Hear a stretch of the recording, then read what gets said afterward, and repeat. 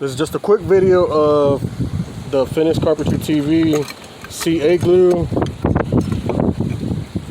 I'm gonna cut these two pieces here. I already did one, but I'm gonna do another one. You put the glue like this.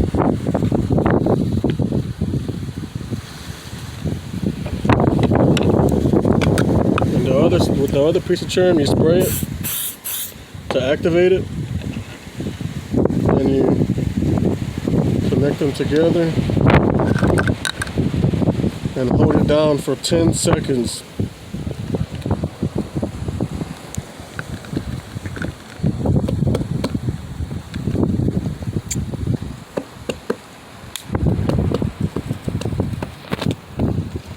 See, now it's on there, look.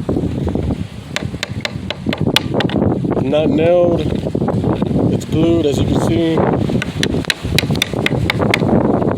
Good it is. You can put it on, you can glue it first, then you can go and nail it on. No! But all your corners are perfect. No!